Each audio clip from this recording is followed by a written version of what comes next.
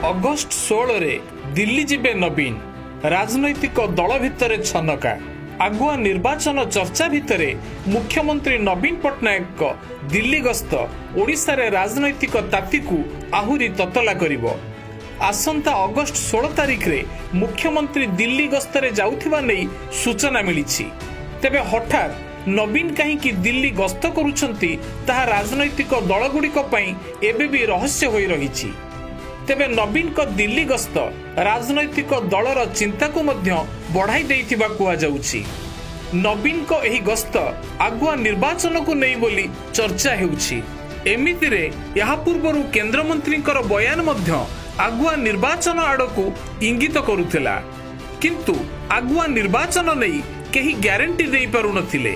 केवल एतिकी नुहे, बीजेडी सबुबेले निर्वाचन पई प्रस्तुत बोली कहि आसीछि। तेणु अचानक नवीन को दिल्ली गस्त अनेक प्रश्न छिड़ा करुछि।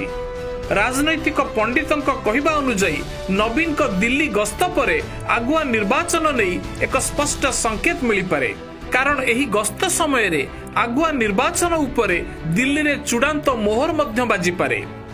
दीर्घ 2 दशंधि हेब नवीन को राजनैतिक चाल विरोधी पई सबुबेले अबुझा होई रहिछि। तेणु आगुआ निर्वाचन कार्ड ए जाए खोली नाहंती नवीन। जेहेतु केंद्र आगुआ निर्वाचन पई प्रस्तुत हेउथिबा नै साधारण रे चर्चा हेलानी, तेणु नवीन मध्य एही मौकारे राज्य रे आगुआ निर्वाचन करबाकू आदौ पछघुंचा देई न पारंती। यहा द्वारा बीजेडी को केवल फायदा हेबनी, बरं विरोधी को शक्त धक्का मध्य लागि पारे।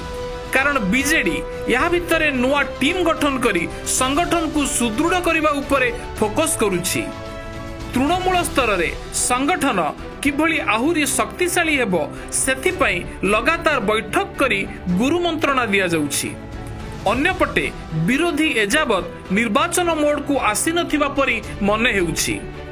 बीजेपी एई कई दिन तले कमिटी गठन करिथिबा बेले कांग्रेस रा स्थिति राज्य रे न कहिबा भलो। एभली स्थिति रे आगुआ निर्वाचन करबाकू नवीन निष्पत्ति नेले यह बीजेडी को बेस सुहाइबो बोली कुहा जाउछि।